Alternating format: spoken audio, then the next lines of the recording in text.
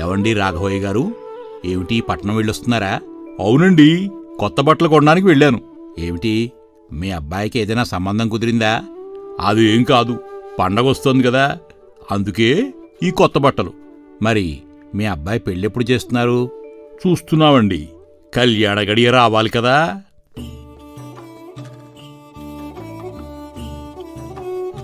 ఏమోయ్, మన ఊర్లో వాళ్ళందరికీ మన అబ్బాయి పెళ్లి మీదే ఆరా ఉంది.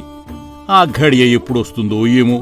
అవునండి, మొన్నొచ్చిన సంబంధం కుదురుతుందంటే ఆ అమ్మాయి నచ్చలేదన్నాడు. మా తమ్ముడు చెప్పిన ఆ వెంకటగిరి సంబంధం చూడటానికి రేపు అమావాస్య వెళ్ళిన తర్వాత మంచి రోజు చూసుకుని రమ్మన్నాడు. వెళదామా మరి? నాదే ఉంది, అదుగో వాడే వస్తున్నాడు, నువ్వే అడుగు. ఏంటి, ఇద్దరూ ఏదో ఆలోచనలో ఉన్నట్టున్నారు? నీ పెళ్లి తప్ప మాకింక వేరే ఆలోచన ఏముందిరా? రేపు సోమవారం వెంకటగిరి సంబంధం చూడ్డానికి వెళ్ళాలి, కొంచెం వీలు చూసుకో. సరే, మీ ఇష్టం. అలా 2 రోజుల తర్వాత అందరూ కలిసి వెంకటగిరికి బయలుదేరతారు. అయ్యా సుబ్రహ్మణ్యం గారు, మిమ్మల్ని కలవడానికి సీతాపురం వ్యాపారి శ్రీనివాసరావు గారు వచ్చారు. వారికి కొన్ని అత్యవసర సరుకులు కావాలంట. అవునా, ఈ సమయంలో వచ్చేడేంటి? ఏదో అత్యవసరమైతే కాని రాడు. సరే నాన్నా, నేను వెళ్ళి కలిసొస్తా. మనం మధ్యాహ్నం నుంచి బయలుదేరదాం. అయ్యో, మధ్యాహ్నం నుంచి దుర్ముహూర్తం మొదలవుతుందండి. సరే, మరి ఏం చేద్దాం ఇప్పుడు? ఒక పని చేద్దాం, ముందు మనం ముగ్గురం వెళ్దాం. మధ్యాహ్నం నుంచి మీ అబ్బాయి వస్తారు. సుబ్రహ్మణ్యం వ్యాపారిని కలవడానికి వెళ్లగా మిగతా ముగ్గురు కలిసి వెంకటగిరికి బయలుదేరతారు. ఏమిటి, ఈ పూట ఇంత దప్పికగా ఉంది? అక్కడేదో ఇల్లు కనపడుతోంది, పదండి కొంచెం నీళ్లు తాగి వెళదాం. నేను ఇంతకు ముందెప్పుడూ ఇక్కడ ఇల్లు చూడలేదే, కొత్తగా కట్టినట్టున్నారు. అవునండి, నేను ఎప్పుడూ చూడలేదు. నిజమే, చూడబోతే చాలా గొప్పవారిల్లులా ఉంది. వారందరూ ఆ ఇంటికి వెళ్లేసరికి అక్కడ ఒక అందమైన అమ్మాయి వారికి ఎదురొచ్చి, ఎవరండి మీరు? చూడపోతే బాటసారులా ఉన్నారు, కొంచెం దాహం పుచ్చుకుంటారా? అవునమ్మా, మేం కూడా ఇక్కడికొచ్చింది దాహం పుచ్చుకోవటానికే. నీలమణి నీళ్లు తేవడానికి లోపలికి వెళ్తుంది. చూడబోతే మంచి సంప్రదాయం గల కుటుంబంలా ఉంది. పిల్ల చాలా పొంతిగ్గా ఉంది. ఆ వినయము విధేయత చూడముచ్చటగా ఉంది. చూడబోతే మీరు వెంకటగిరి దాకా వెళ్ళేట్లేరు. ఈ అమ్మాయితోనే వివాహం జరిపే ఆలోచనలో ఉన్నట్టున్నారు. నిజమేనండి, ఈ అమ్మాయి మా వాడికి చాలా మంచి ఇడు జోడు, పైగా ఆస్తిపరులు కూడాను. నాకైతే అమ్మాయి బాగా నచ్చింది. నీకు నాకు నచ్చితే కాదు, మనం వాళ్ళక్కూడా నచ్చాలిగా. ఏమ్మా, ఇంట్లో ఎవరైనా పెద్దవాళ్లున్నారా? లేరండి, నాన్నగారు పనిమీద పట్నం వెళ్లారు. మరి మీ అమ్మగారు? అమ్మ కాలం చేశారండి, నేను నాన్నగారు మాత్రమే ఉంటాం. ఇంత పెద్ద ఇంట్లో మీరిద్దరే ఉంటారా? సరే అమ్మాయి, మీ నాన్నగారు ఎప్పుడొస్తారు? నాకు వివాహ సంబంధం విషయమై మాట్లాడటానికి పట్నం వెళ్లారు. సాయంత్రానికల్లా తిరిగొచ్చేస్తారు.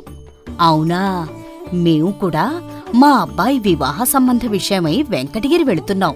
కాని నువ్వు మాకు బాగా నచ్చావమ్మాయి. మా అబ్బాయికి తగిన జోడీ అనిపిస్తోంది. మా అబ్బాయి మధ్యాహ్నానికొచ్చేస్తాడు. నువ్వొక్కసారి చూడు, నీకు నచ్చితే మీ నాన్నగారితో మేము మాట్లాడదాం అనుకుంటున్నాం. సరే, మీ ఇష్టం. వాళ్ళ కుటుంబ పూర్వపరాలు తెలియకుండా అలా మాట్లాడతారేమిటమ్మా? పై మెరుగులు చూసి ఎలా నిర్ణయం తీసుకుంటారు?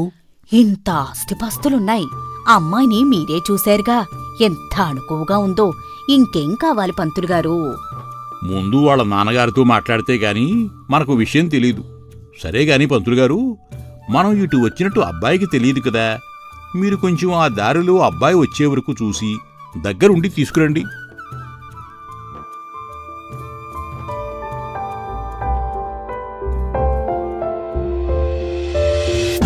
గురువుగారు, అంతా మీరు చెప్పినట్టే జరుగుతోంది.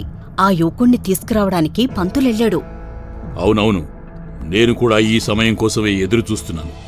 వాడిని ఆ మాతకు బలి ఇచ్చి ప్రసన్నురాలని చేసుకుని మానవాతీతమైన శక్తులన్నీ నేను సంపాదిస్తాను.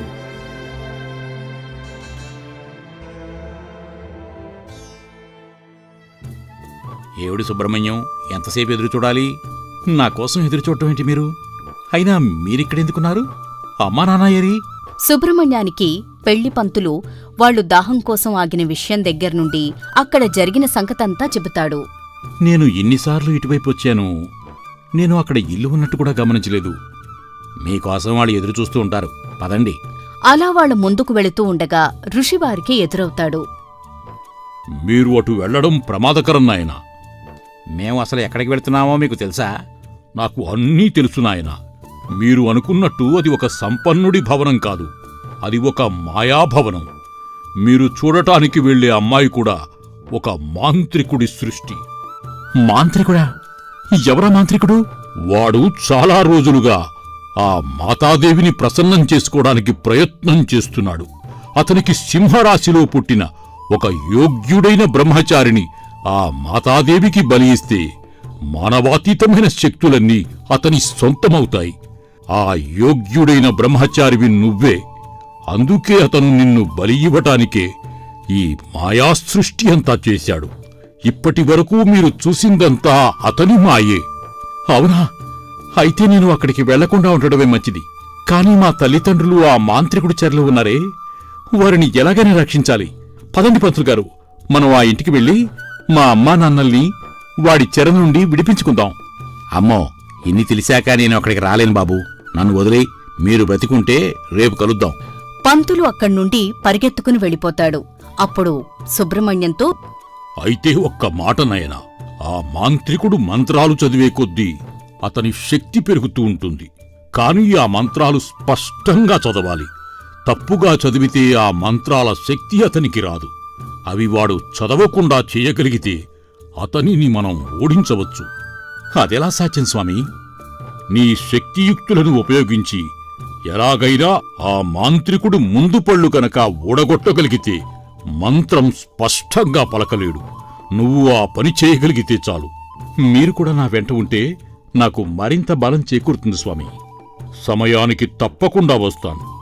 ముందు నువ్వు బయలుదేరు నాయనా. అలా సుబ్రహ్మణ్యం ఆ మాంత్రికుడు సృష్టించిన మాయాభవనం వద్దకు చేరుకుంటాడు. ఏమిట్రా, నువ్వొక్కడవే వచ్చావు? పంతులుగారేరి? పంతులుగారికి చిన్న పనుందని ఊర్లోకి వెళ్లి సాయంత్రానికి వస్తా అన్నారు.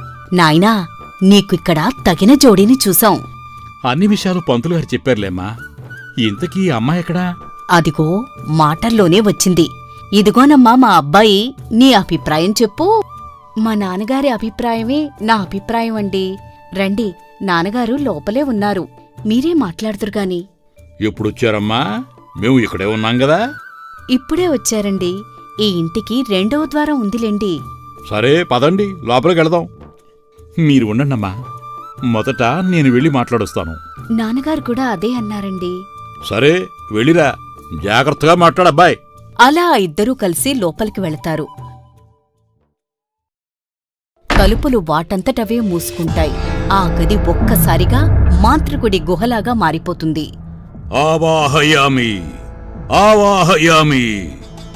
ఏం జరుగుతోంది ఇక్కడ? మీరు కంగారు పడకండి, అంతా మా నాన్నగారే చూసుకుంటారు. నీలమణి, అంతా సిద్ధమేనా? సిద్ధంగా ఉన్నాయి నాన్నగారు. నాన్నగారు మీతో ఏదో మాట్లాడాలట. వెళ్ళండి. రా నాయనా, నీ పేరేమిటి? అలా మాంత్రికుడితో చాలా చక్కగా మాట్లాడుతున్నట్టు నటించిన సుబ్రహ్మణ్యం ఒక్క ఉదుటున మాంత్రికుడి ముఖం మీద పిడుగుద్దు గుద్దుతాడు. అంతటితో మాంత్రికుడి ముందు పళ్ళు పూడి చేతిలో పడతాయి. అయితే నీవు అన్ని విషయాలు తెలుసుకునే ఇక్కడికి వచ్చావన్నమాట. ఇప్పుడు చూడు. అలా ఇద్దరు హోరాహోరీగా తలపడుతున్న సమయంలో ఋషి అక్కడికి చేరుకుంటాడు. ఓయి దుష్టమాంత్రికుడా, నువ్వు వెంటనే నక్కగా మారిపోయి తిండి తిప్పలు లేకుండా ఈ అరణ్యంలో తిరుగు. ఇదే నా శాపం. అలా నక్కగా మారిన మాంత్రికుడు అక్కడ్నుంచి వెళ్ళిపోతాడు. ఏంటిరా, మనమంతా ఇక్కడున్నాం. ఏది ఆ భవనం? ఏది? అంతా మాయగా ఉందే. అవునమ్మా, అంతా మాయే అని జరిగిన విషయమంతా సుబ్రహ్మణ్యం తల్లిదండ్రులకి చెబుతాడు. మరి ఈ అమ్మాయి? ఈ అమ్మాయి ఎవరో కాదు, మీరు సంబంధం చూడటానికి వెళుతున్న సుబ్బయ్య గారి అమ్మాయి నీలిమ. ఈమెను చూడటానికే మీరు వెంకటగిరి వెళుతున్నది. ఈమె ఇంత అందంగా అణుకువగా ఉంది కాబట్టే మాంత్రికుడు వశపరుచుకుని మిమ్మల్ని ఈమె ద్వారా అతని ఉచ్చులో ఇరుక్కునేటట్టు చేశాడు. ఒక్క క్షణం. అలా ఆ ఋషి కొన్ని నీళ్లు నీలిమ మీద జల్లి ఆ మాంత్రికుడి మాయ నుండి విడిపించి జరిగిన విషయమంతా చెబుతారు. వెతకపోయిన తీగ కాళ్లకు తగిలినట్టు మా వాడికి తగిన జోడీనే దొరికిందన్నమాట. అలా నీలిమతో సుబ్రహ్మణ్యం కళ్యాణం జరుగుతుంది.